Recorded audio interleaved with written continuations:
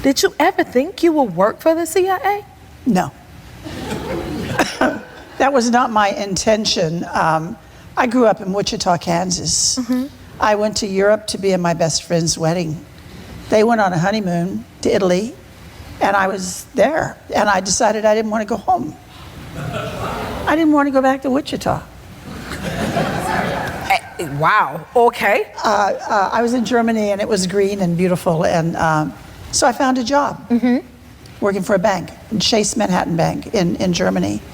And that allowed me to stay, and it's a long story that I'll make very short, but I met a group of Americans there, and a year and a half later, I married one of them, and he was a CIA officer.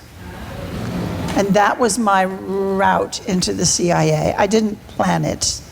Wow, did you know he was a part of the CIA? How far in the relationship did you know of his job? Oh, well, he proposed to me, and I said yes, and then he told me. No, really? Yeah, he was an undercover officer. And it's funny, there are funny rules, but the CIA has to approve when you're marrying someone overseas, they have to approve them. I could have been a spy, I suppose. Welcome to my world. Welcome to her world. Do y'all hear this? Oh my goodness. So you were a former chief of disguise. I was chief of disguise. What all did that entail? The office I worked in was like the Q in James Bond. We were the Q for the CIA and the intelligence community. So there were different parts of it. Whatever you needed, if you needed a bug, if you needed secret writing or a microdot or a concealment device or whatever you needed, you had to come to us and we'll put something together for you. And disguise and documents was part of that. Did your family and friends know what your line of work was at all? The friends back in Wichita did not know. I basically lost them. I lost those friends. What does that mean? I couldn't stay in touch with them because they would be like, well, what are you doing in that country? And now you're in that country. And what are you doing? And it was easier to just disengage. I did. So when you were around your friends before the CIA and they said, what you doing, what you do, did you tell them anything at all? I told them I had some boring job with the government in Washington, D.C. And everybody believed that. They didn't ask any further questions after that? They didn't want to talk about it anymore. They wanted to tell me who got married and who got divorced and who had babies. Regular talk, okay. Regular talk. What's the most memorable moment from being in disguise for you? There were a number of them, but one that has to stand out. I went to the White House and I briefed George H.W. Bush, the president at the time, while I was wearing a full face mask. So we're sitting like this close together, and I'm telling him that I'm going to show him the best disguise that we have. And he's looking for a bag, like, where is it? I said, well, I'm wearing it, and I'm going to take it off. And I reached to start taking it off, and he said, stop. And he got up, and he walked, and he looked, and he looked at it. He didn't know it was a mask. He wasn't sure what I was wearing. He sat back down, he said, okay. So I took it off, and I was holding it up in the air so he could see it. My whole head. It had hair and a face and a neck. So you could walk around as someone else? Absolutely. And that would be the disguise? Absolutely. That was a great disguise. So what are some of the obstacles you face as a woman in a male-dominated field? Partly, the men didn't want the women there. It was the biggest obstacle at CIA. In the operational piece of it, where I was, where you're out the door on the streets dealing with foreigners who are truly risking their lives to work with us. The men said, women can't do that work. The men said, in their cultures, you have no value at all. They're not going to listen to you. They're not going to think you can protect them. And I won't tell you what I said to them, but it started with a B, and I said that. I said, you are just wrong. And it was proven correctly. A woman has a power that is not to be tampered with. Soft power. Yes. And I could do the work as well as the men, and so could some of the other women do the work as well as the men. So we were trying to just break through that barrier. Now, looking back at your unbelievable career.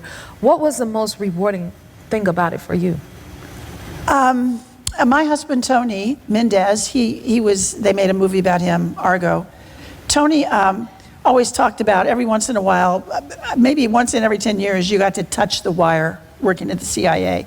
You actually had a moment where you could help move the needle either left or right or wherever it needed to go. You could make a difference. You could do something that actually mattered. You were never going to get rich, but you could walk away at the end of the day or the week or your career feeling like you had actually really taken part in your government in a very good way. Wow. That's what I remember. You've done that. If you like this video, smash that like button and subscribe to the Jennifer Hudson Show YouTube channel. Check your local listings or visit jenniferhudsonshow.com to see when you can watch full episodes in your area. And don't forget to sign up for the newsletter. When I joined the CIA, it's like you walk in the door and it shuts behind you. And your friends basically can't know where you went. They can't know where you are. They certainly can't know what you do. For 27 years, John Mendez had one of the most dangerous jobs on the planet, serving as a CIA agent. I came in a side door at CIA as a wife. I married a CIA officer, and I really was interested in all of it, everything they were doing and how they were doing it. And I became interested in that technical end of it, which included counterfeiting, disguise, audio penetrations, concealment devices, teeny tiny small cameras. I thought it was the James Bond stuff. I thought that was really interesting. But I was just a secretary, but I was bored. She slowly worked her way up the company ladder. I know you're really interested in photography. Take some of our courses. This technical office, we train our case officers how to use all those gadgets, all those micro dots and tiny cameras. So I was a photo operations officer for a good while, traveling the world. And there wasn't a photo job for me coming up, but there was a disguise job opening up. And I said, I could do disguise. And it took some training, but I went to my dream assignment as a disguise officer. And then went home and they made me deputy. And after a while, they made me chief. There were hurdles along the way. The CIA was reflecting the American workplace. I think was happening to women everywhere in this country. And people that get caught in Russia, they got killed, they got executed. It was deadly serious. It was really scary. And the men didn't think that the women could do that work. So they were saying, the woman thing was the death knell for an operational woman. I said, bullshit, BS. I told the women I worked with, I said, don't ever apologize for being a woman. Use it in the most productive way you can. She shares her journey, or what she can safely share about her journey, in her newest book. When you go into the CIA, you sign all this paperwork, and you agree that anything you actually say publicly or write publicly is subject to review, and they can object if it is classified. They can take it out. When I speak to groups of people, I always tell them up at the beginning, don't worry, I won't have to kill you, because everything I'm going to talk to you about is in one of my books, and I can talk about those things. Everyone sighs with relief. She details cool gadgets she used. Our office, our technical office, it was called OTS, represented the Q in the James Bond movies exactly. Morning, Q. Sorry about the leg. Skiing? Hunting. We even wore white lab coats. We were physicists, we were chemists, electronic, mechanical engineers. We represented technologies that a lot of people wouldn't even have recognized them as technologies. Cameras that looked like anything but a camera. And we put them in places like buttons on overcoats. We put them in cigarette packages. We put them in your watch. We put them in your ring. We put them in your belt. Put them in your briefcase. Put them in your purse. Put them in your glasses. And then anywhere, everywhere, because they were little. They could just go anywhere. I get goosebumps thinking about where cameras could be today. So if you think of a Sharpie pen, the man who had it with camera inside would be in, say, Putin's office, talking to Putin. at his desk. And our guy can take his pen and silently, with one movement, photograph the minutes of the meeting or the agenda or whatever. And Putin turns around, he makes a note because it still writes, puts it in his pocket, goes to lunch with him. The take we got from those pens, it was gold. As chief of disguise, Jonna and her team used Hollywood technology, magic, and whatever else perfected disguises. We were in the business of deception and illusion. And there's a lot of similarities with what they do in the magic shows. A little sleight of hand, a little mustache on, a little wig off, a little new outfit, I don't know, whatever you're doing.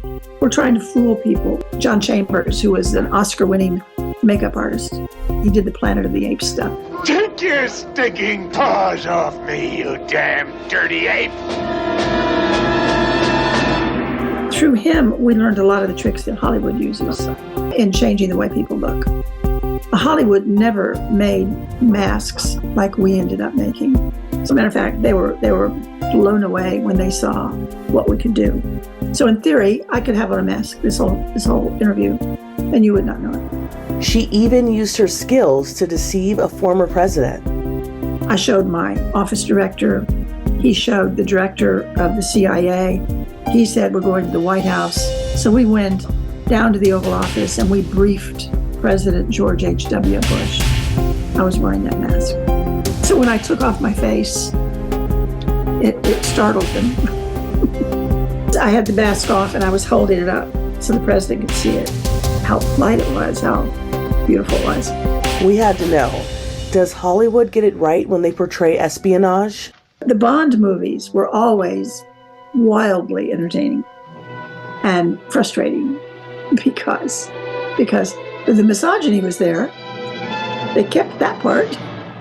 Tell me, do you always dress this way for golf? I changed into something more comfortable. Oh, I hope I did the right thing. Well, you did the right thing. The women at CIA would just look at the women in the Bond movies and just leave the room. It was like, God, everybody's going to expect that. It was always over the top. If you just wanted to be entertained, it would entertain you maybe. It was irritating to watch it because it wasn't real. It's so wrong. I got an idea. They're a Canadian film crew for a science fiction movie. I fly into Tehran. We all fly out together as a film crew. One 2012 film that did get it right was Argo. Ben Affleck's character is based on Jonna's late husband, Tony Mendez. When George Clooney bought the rights to Argo, first we were thrilled. Then Tony said, well, now we have to write the book. Because they're going to write a script, and it's not going to be exactly our story. I mean, so it was a historical thing that Argo did. Tony Mendez died of Parkinson's disease in 2019. This was the Golden Globes. Tony went up on the stage and did something very small with John Goodman. So everybody then knew, oh, that's Tony Mendez. That's the Argo guy. Tony came and sat back down at our table, and Michael J. Fox just looked at him. And then he took a pen and he wrote something on his menu. It took him a minute. He got up and came over and he gave it to Tony. He went and they sat back down. Tony had not said to anyone, I have Parkinson's. Michael J. Fox said, here's how to contact me. Here's my phone number. Here's my email, my address, my office. He says, get in touch. We'll do something. Which was so gutsy of him. But he watched Tony walk up, kind of fumble his lines, walk back. He diagnosed Tony. He saw Parkinson's. Even though she's out of the industry, her training hasn't disappeared. I don't even think about it. I'm just looking. But if I see somebody twice, or if I see them on the street and then they're next to me in the store, I perk up. I notice that kind of thing. If somebody's paying too much attention to me, I see it. I keep an eye out, but it's reflexive at this point. I don't walk around feeling threatened. I don't walk around worried somebody's after me. And she's proud of what the agency is still doing today. What we're doing is collecting information on the plans and intentions of the enemy. That's it. That is the job of the CIA.